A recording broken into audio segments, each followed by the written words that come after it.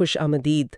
آج ہم ایک بہت ہی خاص، بہت ہی اہم سفر پر بات کرنے والے ہیں، حج کا سفر، اور خاص طور پر اس کی تیاریوں اور جو مناسک ہیں ان پر ایک تفصیلی گفتگو کریں گے۔ ہمارے پاس ایک حج سیمینار کی تفصیلات ہیں جو بہت مفید معلوم ہوتی ہیں، تو کوشش یہ ہوگی کہ اس گفتگو سے وہ اہم نکات سامنے لائیں جو اس مبارک سفر کی تیاری میں، چاہے وہ عملی ہوں یا روحانی، سب کے لیے مددگار ثابت ہو۔ جی بالکل، آپ نے بہت اچھا موضوع منتخب کیا ہے۔ حج واقعی ایک آپ کہہ لیں زندگی کو بدل دینے والا تجربہ ہے، اور جیسا آپ نے کہا اس کی تیاری صرف وہ کیا کہتے ہیں بیگ پیک کرنے تک نہیں ہوتی۔ سب سے اہم، سب سے بنیادی چیز تو ذہن کی تیاری ہے، نیت کا خالص ہونا، یہ احساس کہ ہم کس عظیم مقصد کے لیے جا رہے ہیں، کس کے بلاوے پر جا رہے ہیں۔ ہر قدم پر، ہر لمحے اللہ کی یاد، اس کی خوشنودی کا خیال رہنا چاہیے۔ لیکن ہاں، اس کے ساتھ ساتھ عملی تیاری بھی اتنی ہی ضروری ہے، کیونکہ اگر عملی معاملات میں الجھے رہیں گے تو پھر اصل مقصد یعنی عبادت پر توجہ دینا مشکل ہو جاتا ہے۔ بالکل صحیح، یعنی اگر چھوٹی چھوٹی چیزوں کی فکر لگی رہے گی تو وہ روحانی کیفیت کیسے پیدا ہوگی جس کی حج میں ضرورت ہے۔ تو آئیے اسی سیمینار سے جو رہنمائی ملی ہے اس کی روشنی میں بات کرتے ہیں۔ سب سے پہلے تو یہی بات ذہنی تیاری اور نیت کی، آپ نے اس کا ذکر کیا۔ سیمینار میں اس پر کیا خاص بات ہوئی؟ جی، سیمینار کا ایک بڑا حصہ اسی پر مرکوز تھا۔ بنیادی نقطہ یہ تھا کہ حج کا مقصد صرف کچھ رسومات کو ادا کر دینا نہیں ہے، اصل مقصد اللہ کی رضا ہے، اس کا قرب حاصل کرنا ہے۔ تو نیت کا خالص ہونا اور شعور یعنی اویئرنس، یہ سب سے اہم ہے۔ اس کی مثال ایسے دی گئی جیسے نماز ہے۔ اب نماز میں صرف اٹھنا، بیٹھنا، جھکنا، سجدہ کرنا، یہ تو ظاہری حرکات ہیں۔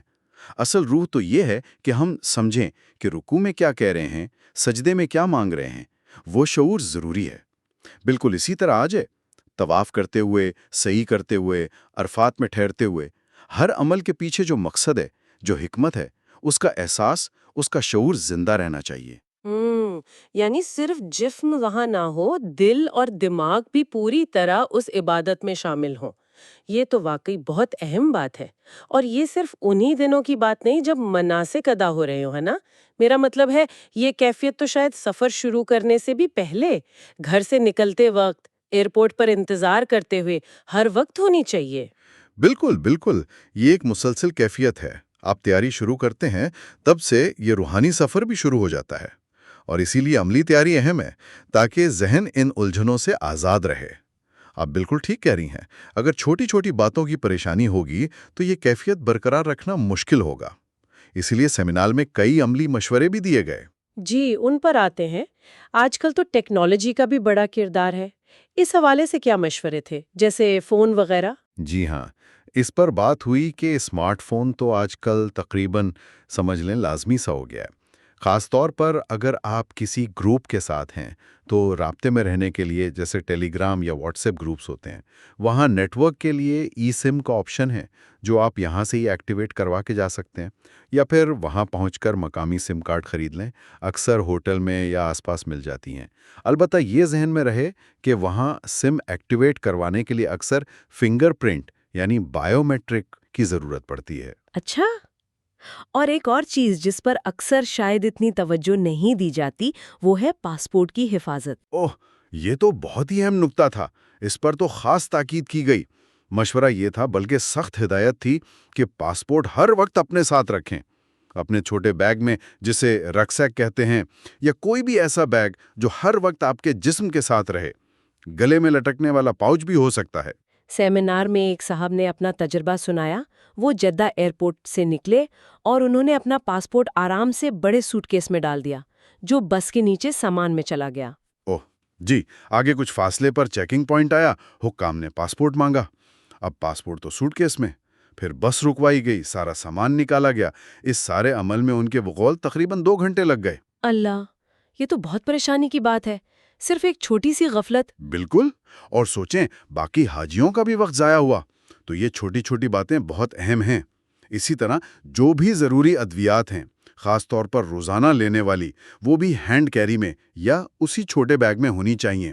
سامان گم ہونے کا خطرہ رہتا ہے۔ یہ واقعی بہت اہم یاد دہانی ہے۔ اچھا، اسی طرح چلنے پھرنے کی بات کریں، حج میں تو بہت چلنا پڑتا ہے، تو جوتوں کے بارے میں کیا خاص ہدایات تھیں؟ جی، جوتوں کا انتخاب تو سمجھیں آدھی تیاری ہے۔ اس پر کافی تفصیل سے بات ہوئی، خاص طور پر طواف اور سعی کے دوران۔ یہ دونوں عبادات حرم شریف کے اندر ہوتی ہیں، جہاں فرش سنگ مرمر کا ہے، تو وہاں کے لیے مشورہ تھا کہ بالکل آرام دہ نرم چپل سلیپرز استعمال کریں، ہوائی چپل جیسی۔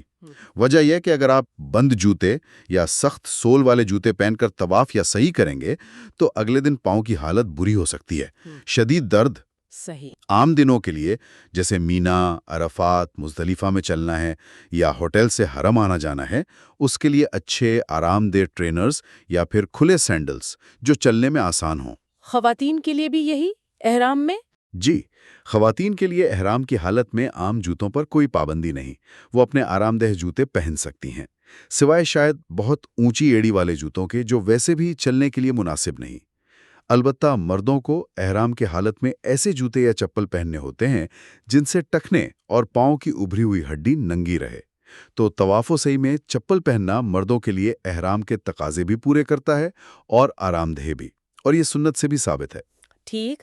اور اتنا چلنے پھرنے اور وہاں کی گرمی، جسم میں پانی کی کمی کا خطرہ تو بہت ہوتا ہوگا، اس سے بچنے کے لیے کیا کرنا چاہیے؟ صرف پانی پینا کافی ہے؟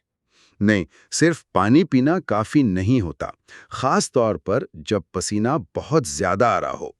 اس پر سیمینار میں بہت زور دیا گیا کہ پانی کی کمی یعنی ڈی ہائیڈریشن سے بچنا انتہائی ضروری ہے، اور اس کے لیے صرف سادہ پانی نہیں بلکہ ORS یعنی اورل ری ہائیڈریشن سالٹس، جسے ہم عام زبان میں نمکول کہتے ہیں، اس کا استعمال بہت اہم ہے۔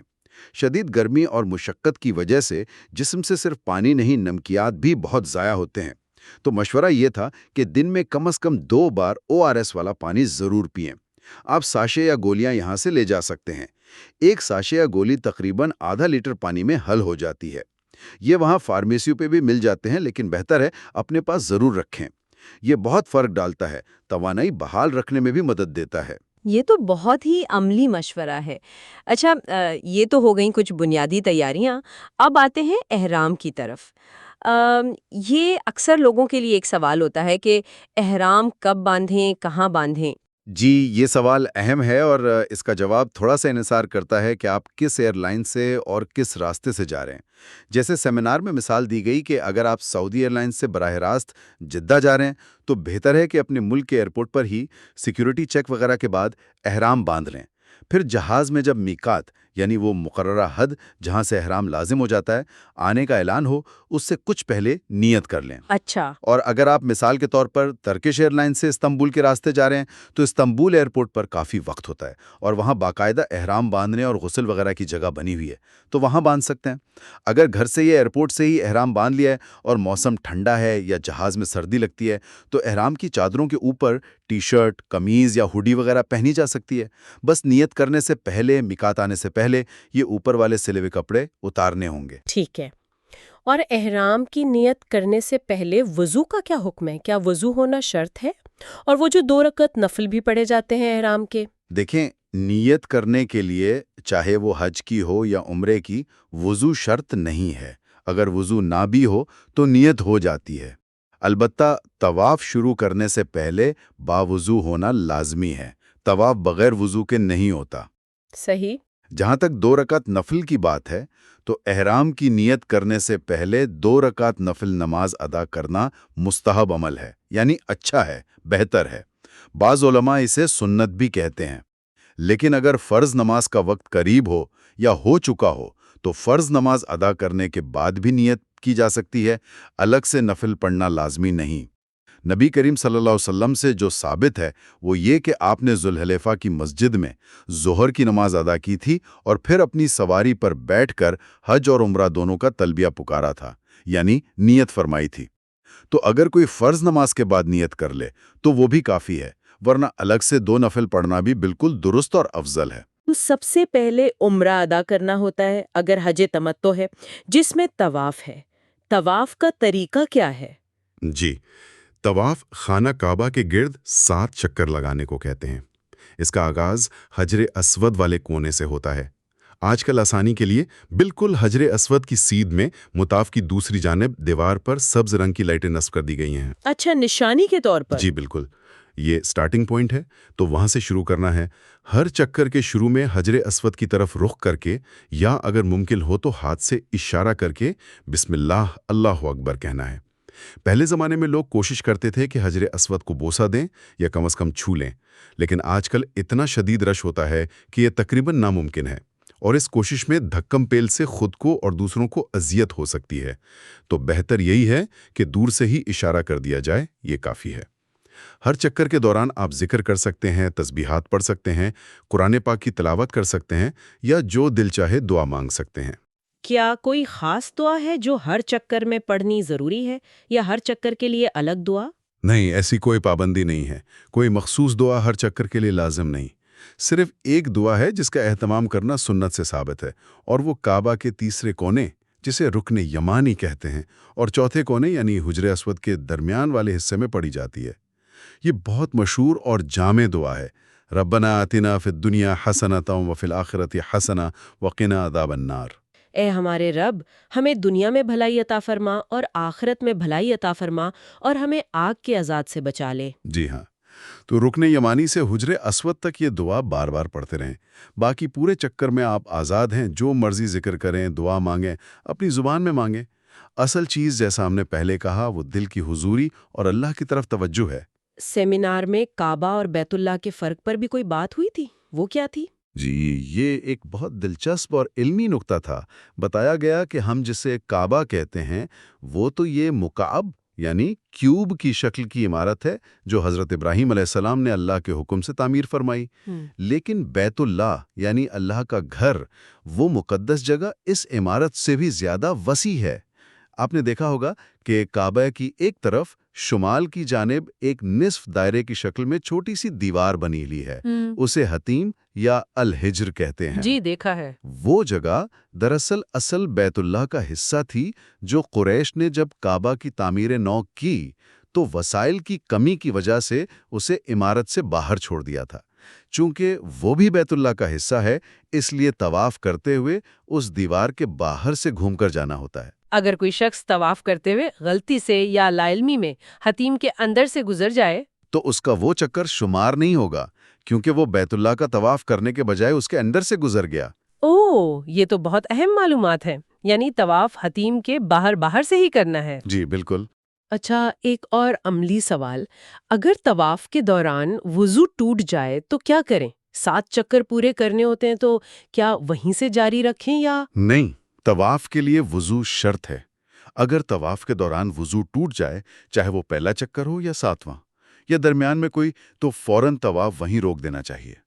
وضو کرنے کے لیے جانا چاہیے، وضو کر کے واپس آئیں اور پھر دیکھیں کہ کتنے چکر مکمل ہو چکے تھے۔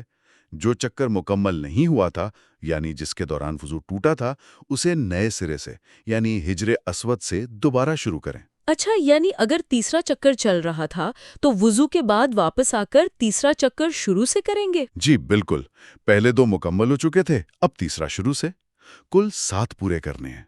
البتہ اگر وضو کرنے جانے اور واپس آنے میں بہت زیادہ وقت لگ جائے، کافی لمبا وقفہ ہو جائے، تو پھر احتیاط اسی میں ہے کہ طواف نئے سرے سے ہی شروع کر لیا جائے۔ ٹھیک ہے، جب 7 چکر مکمل ہو جائیں تو پھر کیا کرنا ہوتا ہے؟ 7 چکر مکمل ہونے کے بعد اگلا کام ہے 2 رکعت نماز طواف ادا کرنا۔ اس کا مسنون مقام ہے مقام ابراہیم کے پیچھے۔ مقام ابراہیم وہ پتھر ہے جس پر کھڑے ہو کر حضرت ابراہیم علیہ السلام نے کعبہ کی تعمیر کی تھی۔ اس پر ان کے قدموں کے نشانات ہیں، تو کوشش کرنی چاہیے کہ اس کے پیچھے، جہاں طواف کرنے والوں کو بھی رکاوٹ نہ ہو، وہاں یہ 2 رکعت نماز ادا کریں۔ لیکن اگر وہاں جگہ نہ ملے، رش بہت زیادہ ہو، تو مسجد الحرام میں کہیں بھی یہ نماز ادا کی جا سکتی ہے۔ اس نماز میں کچھ خاص صورتیں پڑھنی ہوتی ہیں؟ جی، مسنون یہ ہے کہ پہلی رکعت میں سورہ فاتحہ کے بعد سورہ کافرون، قل یا ایھا الکافرون، اور دوسری رکعت میں سورہ فاتحہ کے بعد سورہ اخلاص، قل ھو اللہ احد پڑھی جائے۔ یہ نماز واجب الطواف کہلاتی ہے۔ اس نماز سے فارغ ہو کر پھر زمزم پینا سنت ہے۔ خوب سیر ہو کر پئیں اور پیتے وقت دعا مانگیں۔ کہا جاتا ہے کہ زمزم جس نیت سے پیا جائے وہ پوری ہوتی ہے، تو یہ دعا کی قبولیت کا خاص موقع ہے۔ ماشاءاللہ۔ زمزم پینے کے بعد زمزم پینے کے بعد اگلا رکن ہے سعی۔ سعی صفا اور مروہ کے درمیان، اس کے بارے میں بتائیے۔ جی، سعی، صفا اور مروہ جو کعبہ کے قریب 2 چھوٹی پہاڑیاں ہیں، ان کے درمیان 7 چکر لگانے کا نام ہے۔ اس کا آغاز ہمیشہ صفا کی پہاڑی سے کرنا لازمی ہے، یہ شرط ہے۔ صفا سے شروع کر کے مروہ تک جانا، یہ 1 چکر ہوا۔ پھر مروہ سے واپس صفا تک آنا، یہ دوسرا چکر ہوا۔ اچھا، یعنی جانا ایک چکر اور آنا دوسرا؟ جی بالکل، اسی طرح چلتے رہنا ہے۔ تیسرا صفا سے مروہ، چوتھا مروہ سے صفا، اور 7واں اور آخری چکر مروہ کی پہاڑی پر ختم ہوگا۔ سعی کے لیے بھی وضو شرط ہے؟ نہیں، سعی کے لیے وضو شرط نہیں ہے۔ اگر وضو ہو تو بہت اچھا ہے، افضل ہے۔ لیکن اگر وضو نہ بھی ہو یا دوران سعی ٹوٹ جائے تو سعی ہو جاتی ہے، اسے روکنے کی ضرورت نہیں۔ سیمینار میں سعی کرنے کے 2 طریقوں کا ذکر ہوا تھا، وہ کیا تھے؟ ایک تو شاید بس چکر پورے کرنا، اور دوسرا؟ جی، یہ بہت اہم بات تھی۔ ایک طریقہ تو یہ ہے کہ جیسا آپ نے کہا، بس کھانا پوری کی جائے، صفا سے چلیں، مروہ پہنچے، پھر واپس صفا آئیں اور اس طرح 7 چکر مکمل کر لیں۔ لیکن دوسرا طریقہ وہ ہے جو سنت نبی صلی اللہ علیہ وسلم کے مطابق ہے، اور جس میں اصل روحانیت اور کیفیت ہے۔ وہ یہ کہ جب آپ صحیح شروع کرنے لگیں اور صفا پہاڑی پر آئیں، اب تو وہاں نشانات ہیں، اصل پہاڑی کا کچھ حصہ باقی ہے، تو وہاں قبلہ رخ ہو کر کھڑے ہوں، اللہ کی حمد و ثنا بیان کریں، تکبیر، اللہ اکبر کہیں، لا الہ الا اللہ کہیں، اور پھر ہاتھ اٹھا کر دعا مانگیں۔ خوب لمبی دعا کریں۔ نبی کریم صلی اللہ علیہ وسلم سے ثابت ہے کہ آپ صلی اللہ علیہ وسلم جب صفا پر تشریف لاتے تو یہ آیت پڑھتے: ان الصفا والمروۃ من شعائر اللہ، البقرہ 158۔ بے شک صفا اور مروہ اللہ کی نشانیوں میں سے ہیں۔ پھر فرماتے: ابدأ بما بدأ اللہ بہ، میں وہی سے شروع کرتا ہوں جہاں سے اللہ نے شروع کیا۔ پھر قبلہ رخ ہو کر 3 بار اللہ اکبر کہتے اور اللہ کی توحید اور حمد بیان کرتے، اور پھر ہاتھ اٹھا کر دیر تک دعا فرماتے۔ یہی عمل آپ صلی اللہ علیہ وسلم مروہ پر پہنچ کر بھی دہراتے۔ یعنی ہر چکر کی شروع اور آخر میں صفا اور مروہ پر رک کر دعا کرنا؟ جی، مطلب صفا سے شروع کرتے وقت، اور پھر جب مروہ پہنچیں تو وہاں بھی، پھر جب مروہ سے واپس صفا آئیں تو وہاں بھی۔ اس طرح ہر بار پہاڑی پر پہنچ کر قبلہ رخ ہو کر ذکر و دعا کا اہتمام کرنا۔ اس طریقے میں یقیناً وقت بھی زیادہ لگتا ہے اور جسمانی طور پر تھوڑی ہمت بھی چاہیے ہوتی ہے، خاص طور پر جب آپ تھک چکے ہوں۔ لیکن اس کی جو روحانی لذت ہے، جو اللہ سے تعلق کا احساس ہے، وہ بہت گہرا ہوتا ہے۔ سیمینار میں اسی طریقے کو اپنانے کی ترغیب دی گئی۔ یہ واقعی بہت اہم نکتہ ہے کہ ہم عبادات کو صرف رسم نہیں بلکہ ایک زندہ تجربہ بنائیں۔ اچھا، جب 7واں چکر مروہ پر ختم ہو گیا تو صحیح مکمل ہو گئی، اس کے بعد کیا کرنا ہے؟ صحیح مکمل ہونے کے بعد اگلا مرحلہ ہے حلق یا تقصیر۔ مرد حضرات یا تو پورے سر کے بال منڈواتے ہیں، جسے حلق کہتے ہیں، اور حج میں حلق کروانا افضل ہے، یا پھر پورے سر کے بال کم از کم 1 انگلی کے پور یعنی تقریباً 1 انچ تک چھوٹے کرواتے ہیں، جسے تقصیر کہتے ہیں۔ صرف چند بال کاٹ لینا کافی نہیں، پورے سر کے بال چھوٹے کرنے ہوتے ہیں۔ خواتین کے لیے حکم یہ ہے کہ وہ اپنے بالوں کی لٹ کے آخر سے یعنی چوٹی کے سرے سے تقریباً 1 انگلی کے پور جتنا حصہ خود کاٹ لیں یا کسی محرم سے کٹوا لیں۔ جب یہ حلق یا تقصیر ہو جائے تو عمرہ مکمل ہو جاتا ہے۔ اچھا، اگر کوئی صرف عمرہ کرنے گیا ہے تو وہ احرام کھول دیتا ہے اور عام لباس پہن لیتا ہے، اور اگر کوئی حج تمتع کر رہا ہے، یعنی پہلے عمرہ کر کے حلال ہو جائے پھر حج کے دنوں میں دوبارہ حج کا احرام باندھے، تو وہ بھی اس حلق یا تقصیر کے بعد احرام کھول کر عام زندگی گزار سکتا ہے، یہاں تک کہ حج کے دن شروع ہوں۔ ٹھیک ہے، یہ تو عمرہ کے ارکان ہو گئے جو حج تمتع کرنے والے حج سے پہلے کرتے ہیں۔ اب آتے ہیں حج کے اصل ایام کی طرف، یعنی 8 ذوالحجہ سے 13 ذوالحجہ تک۔ ان دنوں میں کیا ہوتا ہے؟ جی، حج کے اصل مناسک 8 ذوالحجہ سے شروع ہوتے ہیں، جسے یوم الترویہ کہتے ہیں۔ اس دن حاجی مکہ سے منی روانہ ہوتے ہیں، جو مکہ کے قریب ایک وادی ہے۔ وہاں پہنچ کر اپنے خیموں میں قیام کرتے ہیں۔ 8 ذوالحجہ کو منی میں ظہر، عصر، مغرب، عشاء کی نمازیں اپنے اپنے وقت پر ادا کی جاتی ہیں، اور پھر 9 ذوالحجہ کی فجر کی نماز بھی منی میں ہی ادا کی جاتی ہے۔ یہ 5 نمازیں منی میں ادا کرنا سنت ہے۔ 9 ذوالحجہ کو پھر کیا ہوتا ہے؟ یہ تو حج کا سب سے اہم دن کہلاتا ہے۔ جی بالکل، 9 ذوالحجہ جسے یوم عرفہ کہتے ہیں، یہ حج کا رکن اعظم ہے۔ یعنی اگر کوئی شخص عرفات کے میدان میں اس دن مقررہ وقت میں حاضر نہ ہو سکا تو اس کا حج نہیں ہوتا۔ 9 ذی الحجہ کو سورج طلوع ہونے کے بعد حاجی منا سے عرفات کے وسیع میدان کی طرف روانہ ہوتے ہیں۔ عرفات پہنچ کر زوال یعنی دوپہر کا وقت شروع ہونے تک آرام یا ذکر و اذکار میں مشغول رہتے ہیں۔ پھر زوال کے بعد مسجد نمرہ میں اگر وہاں جگہ ملے یا اپنے اپنے خیموں میں حج کا خطبہ سنا جاتا ہے، اور پھر ظہر کے وقت میں ہی ظہر اور عصر کی نمازیں ایک ساتھ جمع اور قصر کر کے ادا کی جاتی ہیں۔ یعنی ظہر کی 2 رکعت فرض پڑھ کر سلام پھیرتے ہی فوراً عصر کی 2 رکعت فرض پڑھی جاتی ہیں، ایک ہی اذان اور 2 الگ الگ اقامتوں کے ساتھ۔ اچھا، یعنی دونوں نمازیں ظہر کے وقت میں ہی 2 رکعت پڑھ لیں۔ جی، اس کے بعد سے لے کر غروب آفتاب تک کا سارا وقت وقوف عرفات کا ہے۔ یہ وہ وقت ہے جس کی فضیلت سب سے زیادہ ہے۔ یہ اللہ کے سامنے گڑ گڑانے، دعا مانگنے، توبہ استغفار کرنے، اپنے گناہوں کی معافی طلب کرنے کا خاص ترین وقت اور جگہ ہے۔ حاجیوں کو چاہیے کہ اس وقت کو غفلت میں نہ گزاریں، بلکہ زیادہ سے زیادہ ذکر، تلاوت اور دعا میں مشغول رہیں۔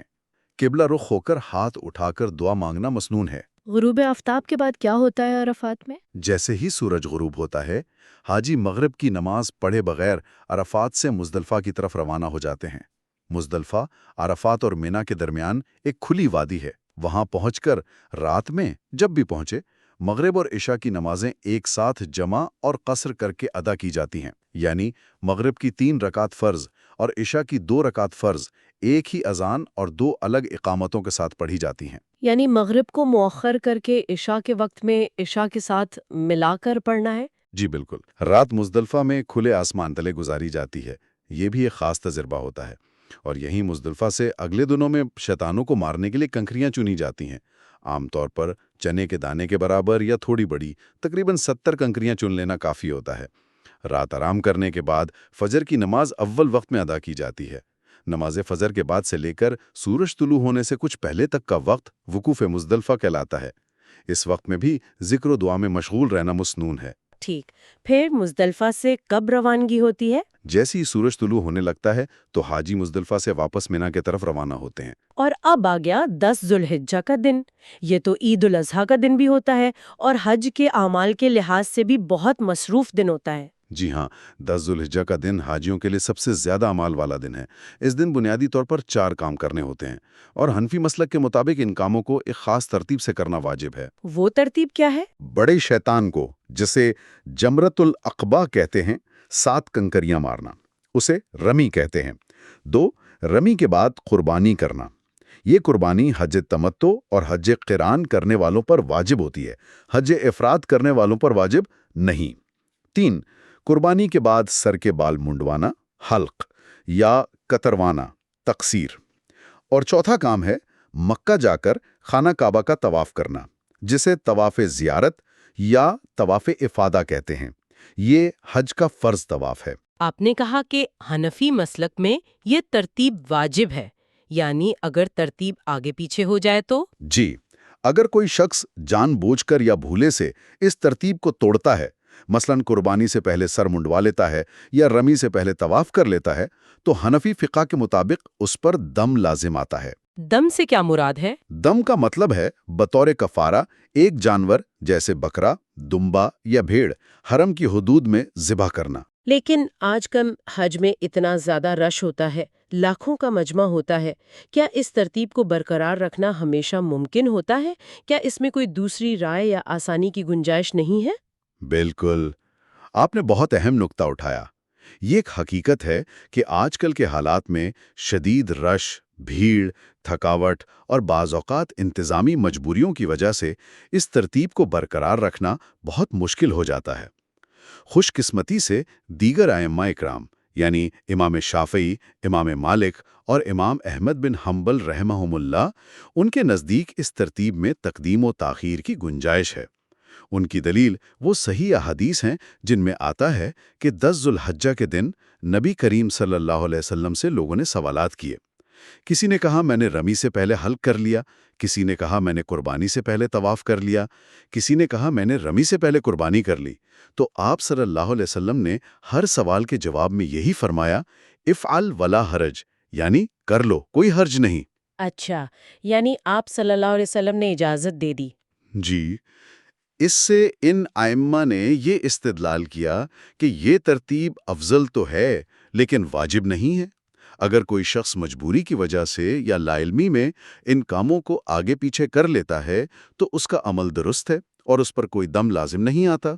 اور یہ رائے آج کل کے حالات میں بہت بڑی سہولت اور آسانی فراہم کرتی ہے، خاص طور پر کمزور، بیمار، بوڑھے افراد اور خواتین کے لیے۔ سیمینار میں بھی اس پہلو کو اجاگر کیا گیا تھا کہ اگر ترتیب قائم رکھنے میں شدید مشقت یا پریشانی ہو تو دوسری رائے پر عمل کرنے کی گنجائش موجود ہے۔ الحمدللہ، یہ جاننا بہت ضروری تھا، خاص طور پر ان لوگوں کے لیے جو پہلی بار جا رہے ہوتے ہیں اور پریشان ہو جاتے ہیں۔ اچھا، 10 ذوالحجہ کو جب یہ اعمال رمی، قربانی، حلقہ تکثیر، طواف افاضہ ہو گئے تو کیا حاجی احرام سے باہر آ جاتا ہے؟ جی، جیسے ہی حاجی حلق یا تقصیر کروا لیتا ہے تو وہ احرام کی زیادہ تر پابندیوں سے آزاد ہو جاتا ہے۔ اسے تحلیل اول یا پہلا تحلل کہتے ہیں۔ وہ سلے ہوئے کپڑے پہن سکتا ہے، خوشبو لگا سکتا ہے۔ البتہ میاں بیوی والے تعلقات کی اجازت طواف افاضہ کرنے کے بعد ملتی ہے۔ جب طواف افاضہ بھی ہو جائے تو اسے تحلل ثانی یا مکمل تحلل کہتے ہیں، اور پھر احرام کی تمام پابندیاں ختم ہو جاتی ہیں۔ طواف افاضہ 10 ذوالحجہ کو کرنا افضل ہے، لیکن اسے 12 ذوالحجہ کے غروب آفتاب تک مؤخر کیا جا سکتا ہے۔ ٹھیک ہے، 10 ذوالحجہ کے بعد پھر 11 اور 12 تاریخ آتی ہے۔ ان دنوں میں کیا کرنا ہوتا ہے؟ 11 اور 12 ذوالحجہ کو ایام التشریق کہتے ہیں۔ ان دنوں میں حاجی واپس منا میں ہی قیام کرتے ہیں۔ ان دونوں دن زوال یعنی سورج ڈھلنے کے بعد تینوں شیطانوں کو کنکریاں مارنی ہوتی ہیں۔ ترتیب یہ ہوتی ہے کہ پہلے سب سے چھوٹے شیطان یعنی جمرۃ الاولیٰ کو 7 کنکریاں، پھر درمیانے شیطان یعنی جمرۃ الوسطیٰ کو 7 کنکریاں، اور آخر میں بڑے شیطان جمرۃ العقبہ جسے 10 تاریخ کو بھی مارا تھا کو 7 کنکریاں مارنی ہیں۔ یعنی 11 تاریخ کو بھی 21 کنکریاں اور 12 کو بھی 21 کنکریاں؟ جی بالکل، ہر شیطان کو 7 اور یہ رمی زوال کے بعد ہی کی جا سکتی ہے، اس سے پہلے نہیں۔ جو لوگ جلدی واپس جانا چاہتے ہیں وہ 12 تاریخ کو زوال کے بعد رمی کر کے غروب آفتاب سے پہلے پہلے منا کی حدود سے نکل سکتے ہیں، ان کے لیے اجازت ہے۔ لیکن جو لوگ 13 ذوالحجہ تک منا میں قیام کرتے ہیں، جو کہ افضل ہے، وہ 13 تاریخ کو بھی زوال کے بعد اسی ترتیب سے تینوں شیطانوں کو 7 کنکریاں یعنی مزید 21 کنکریاں مار کے پھر منا سے روانہ ہوں گے۔ اور پھر حج مکمل ہو گیا، بس واپسی کی تیاری؟ جی، مناسک کے لحاظ سے حج مکمل ہو جاتا ہے، لیکن ایک آخری واجب عمل باقی ہوتا ہے، وہ ہے طواف وداع یعنی الوداعی طواف۔ جب حاجی مکہ مکرمہ سے اپنے وطن یا کسی اور شہر روانہ ہونے لگے تو روانگی سے بالکل پہلے آخری کام کے طور پر بیت اللہ کا یہ طواف کرنا واجب ہے۔ یہ گویا اللہ کے گھر سے رخصتی کا طواف ہے۔ اس کے بعد کوئی دنیاوی کام، خرید و فروخت وغیرہ نہیں کرنی چاہیے، سیدھا اپنی سواری کی طرف جانا چاہیے۔ البتہ حائضہ خاتون یعنی جن کو ماہواری آئی ہو کے لیے طواف وداع معاف ہے۔ ماشاءاللہ، یہ تو مناسک کا ایک بہت تفصیلی اور واضح خاکہ ہو گیا۔ اب آخر میں ذرا صحت کے حوالے سے جو اہم باتیں سیمینار میں بتائی گئیں ان پر بھی بات کر لیں، کیونکہ صحت ٹھیک ہوگی تو ہی عبادت اچھی طرح ہو سکے گی۔ بالکل، صحت کا معاملہ انتہائی اہم ہے اور سیمینار میں اس پر خاص توجہ دی گئی۔ سب سے پہلے تو ویکسینیشنز ہیں۔ سعودی حکومت کی طرف سے میننجائٹس ACWY کی ویکسین لگوانا لازمی ہے۔ اس کا سرٹیفکیٹ چیک ہو سکتا ہے۔ اس کے علاوہ وہاں چونکہ بہت بڑا مجمع ہوتا ہے، مختلف ملکوں سے لوگ آتے ہیں، تو انفیکشنز کا خطرہ رہتا ہے۔ اس لیے فلو یعنی انفلوئنزا کی ویکسین اور نمونیا، خاص طور پر نیموکوکل کی ویکسین لگوانے کا بھی مشورہ دیا جاتا ہے۔ یہ لازمی نہیں ہے، لیکن احتیاطاً لگوا لینا بہتر ہے، خاص طور پر اگر عمر زیادہ ہو یا پہلے سے کوئی سانس کی یا دل کی بیماری ہو۔ اور جو لوگ مستقل کسی بیماری کی دوا لیتے ہیں جیسے بلڈ پریشر، شوگر وغیرہ، ان کے لیے کیا ہدایات تھیں؟ اس پر بہت زیادہ زور دیا گیا تھا۔ ہدایت یہ تھی کہ اگر کوئی بھی شخص کسی بھی مستقل مرض کی دوا لے رہا ہے تو وہ دوا اپنے ساتھ لے کر جائے، اور صرف اتنی نہیں جتنے دن کا سفر ہے بلکہ اس سے کچھ اضافی مقدار میں لے کر جائے، کیونکہ وہاں جا کر اگر دوا ختم ہو جائے یا گم ہو جائے تو عین ممکن ہے کہ آپ کو وہی دوا یا اسی برانڈ کی دوا نہ ملے۔ صحیح۔ خاص طور پر جو کنٹرول ڈرگز ہوتی ہیں، جیسے کچھ خاص قسم کی درد کش دوائیں یا نیند کی گولیاں یا انسولین وغیرہ، ان کے لیے تو لازمی طور پر اپنے ڈاکٹر کا تازہ ترین نسخہ یا ایک تفصیلی خط ساتھ رکھنا چاہیے، جس میں بیماری کی تشخیص، دوا کا نام، مقدار اور یہ کہ یہ مریض کے استعمال کے لیے ضروری ہے، یہ سب واضح طور پر لکھا ہو۔ یہ ایئرپورٹ پر یا وہاں سعودی عرب میں امیگریشن یا کسٹمز والے مانگ سکتے ہیں۔ اس معاملے میں بالکل کوتاہی نہیں کرنی چاہیے۔ اور پیروں کی حفاظت پر تو ہم نے جوتوں کے حوالے سے بات کی، اس کے علاوہ بھی کچھ تھا؟ جی ہاں، پیروں کی حفاظت پر دوبارہ زور دیا گیا۔ ایک تو یہی کہ جوتے آرام دہ ہوں اور پہلے سے استعمال کر کے تھوڑے نرم کر لیے گئے ہوں۔ دوسرا یہ کہ اگر پیروں میں چھالے پڑنے کا خطرہ ہو، جو اکثر پیدل چلنے سے ہو جاتا ہے، تو اس سے بچاؤ کے لیے کچھ تدابیر کریں، جیسے کمپیٹ جیسے خاص قسم کے پلاسٹر آتے ہیں جو چھالوں والی جگہ پر لگائے جا سکتے ہیں، وہ جلد کی طرح کام کرتے ہیں، یا پھر سادہ ویزلین یا پیٹرولیم جیلی جرابیں پہننے سے پہلے پاؤں پر، خاص طور پر انگلیوں کے درمیان اور ایڑی پر مل لی جائے تو رگڑ کم ہوتی ہے۔ روزانہ پاؤں کو اچھی طرح دھونا، خشک کرنا اور صاف جرابیں پہننا بھی بہت ضروری ہے۔ اور سب سے بڑا چیلنج وہاں کی شدید گرمی، ہیٹ سٹروک وغیرہ کا خطرہ، اس سے کیسے بچا جائے؟ اور اگر کسی کو ہو جائے تو کیا کریں؟ گرمی واقعی ایک بڑا چیلنج ہے۔ اس سے بچاؤ کے لیے بنیادی اصول تو وہی ہیں: زیادہ سے زیادہ پانی پینا، خاص طور پر ORS والا، اور براہ راست دھوپ سے بچنا۔ چھتری کا استعمال لازمی ہے۔ ہلکے رنگ کے ڈھیلے ڈھالے سوتی کپڑے پہنیں۔ دن کے گرم ترین اوقات یعنی تقریباً 11 بجے سے 4 بجے تک اگر ممکن ہو تو باہر نکلنے سے گریز کریں یا سائے میں رہیں۔ سیمینار میں 2 حالتوں میں فرق سمجھنے پر زور دیا گیا۔ ایک ہے ہیٹ ایگزاسشن، یعنی شدید گرمی لگ جانا۔ اس کی علامات میں بہت زیادہ پسینہ آنا، جلد ٹھنڈی اور چپچپی محسوس ہونا، سر درد، متلی، چکر آنا، شدید پیاس لگنا، کمزوری محسوس ہونا شامل ہیں۔ اچھا، اگر یہ علامات ظاہر ہوں تو فوراً ٹھنڈی یا سایہ دار جگہ پر چلے جائیں، آرام کریں، ٹھنڈا پانی یا ORS پئیں، اضافی کپڑے اتار دیں اور اگر ممکن ہو تو جسم پر ٹھنڈے پانی کی پٹیاں رکھیں۔ دوسری حالت ہے ہیٹ سٹروک، یعنی لو لگ جانا، جو بہت زیادہ خطرناک اور جان لیوا بھی ہو سکتی ہے۔ اس کی علامات میں جسم کا درجہ حرارت بہت زیادہ بڑھ جانا، 104 فahrenheit یا 40 ڈگری سیلسیس سے بھی اوپر، جلد گرم اور خشک محسوس ہونا، پسینہ آنا بند بھی ہو سکتا ہے، شدید سر درد، ذہنی الجھن یا بے ربط باتیں کرنا، غنودگی اور حتیٰ کہ بے ہوشی طاری ہو جانا شامل ہے۔ اللہ نہ کرے، یہ تو بہت سنگین ہے۔ جی، یہ ایک میڈیکل ایمرجنسی ہے۔ اگر کسی میں ہیٹ سٹروک کی علامات نظر آئیں تو فوراً سعودی ایمبولینس کو کال کرنی چاہیے، جس کا نمبر 977 ہے، اور ایمبولینس آنے تک مریض کو فوراً ٹھنڈی جگہ منتقل کریں، اس کے کپڑے ڈھیلے کریں یا اتار دیں، اور اس کے جسم کو ٹھنڈا کرنے کی ہر ممکن کوشش کریں، جیسے گیلے کپڑے سے جسم پہنچنا یا پنکھا کرنا۔ اسے کچھ پلانے کی کوشش نہ کریں اگر وہ پوری طرح ہوش میں نہ ہو۔ تو ان دونوں حالتوں میں فرق جاننا اور بروقت رد عمل ظاہر کرنا بہت ضروری ہے۔ یہ تمام معلومات خاص طور پر صحت کے حوالے سے انتہائی قیمتی ہیں۔ تو یہ تھیں حج سیمینار سے حاصل کردہ چند بہت اہم اور عملی باتیں، جن کا تعلق نیت اور روحانی تیاری سے بھی تھا، مناسک کی ادائیگی سے بھی، اور اپنی صحت کی حفاظت سے بھی۔ امید ہے کہ یہ گفتگو ان تمام لوگوں کے لیے مفید ثابت ہوگی جو اس عظیم سعادت کو حاصل کرنے کا ارادہ رکھتے ہیں یا اس کی تیاری کے مراحل میں ہیں۔ جی بالکل، اور آخر میں بس یہی کہوں گا کہ حج بلا شبہ ایک جسمانی مشقت والی عبادت ہے، لیکن اس سے کہیں بڑھ کر یہ ایک گہرا روحانی سفر ہے، ایک تزکیہ نفس کا ذریعہ ہے۔ اگر ہماری عملی تیاری مکمل ہوگی تو ہم غیر ضروری پریشانیوں سے بچ کر اپنی پوری توجہ اللہ کی طرف لگا سکیں گے، اس کی رحمتوں اور برکتوں کو سمیٹ سکیں گے۔ یہ صرف جسم کا سفر نہیں، یہ دل اور روح کا سفر ہے۔ تو اس کی تیاری بھی اسی لگن، اسی سنجیدگی اور اسی اہتمام سے ہونی چاہیے۔ اللہ سب کی حاضری قبول فرمائے۔ آمین۔ اچھا، آخر میں ہمارے سننے والوں کے لیے کوئی ایک نقطہ، کوئی ایک سوچ جو وہ اس گفتگو سے لے کر جائیں جس پر وہ غور کر سکیں۔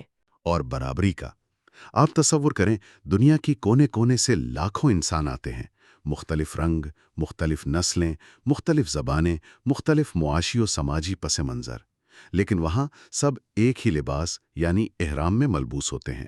کوئی امتیاز نہیں، سب ایک ہی مرکز یعنی کعبہ کی طرف متوجہ ہیں، سب ایک ہی صدا بلند کر رہے ہیں، لبیک اللہم لبیک، سب ایک ہی جیسے اعمال کر رہے ہیں۔ یہ انسانی مساوات اور عالمگیر اخوت کا ایک ایسا بے مثال عملی مظاہرہ ہے جو کہیں اور نظر نہیں آتا۔ تو سوچنے کی بات یہ ہے کہ اس عظیم تجربے سے، اس سبق سے ہم اپنی روزمرہ کی زندگیوں میں واپس آ کر کیا سیکھتے ہیں؟ ہم کس طرح اس اتحاد، اس برابری، اس ایک دوسرے کا خیال رکھنے کے جذبے کو حج کے بعد بھی اپنی زندگیوں میں، اپنے معاشروں میں زندہ رکھ سکتے ہیں؟ یہ ایک اہم سوال ہے جس پر ہم سب کو غور کرنا چاہیے۔ بہت ہی خوبصورت اور گہرا نقطہ ہے۔ واقعی حج کا اصل پیغام شاید یہی ہے۔ اسی خوبصورت سوچ کے ساتھ ہم آج کی اس گفتگو کا اختتام کرتے ہیں۔ اپنا خیال رکھیے گا۔ اللہ حافظ۔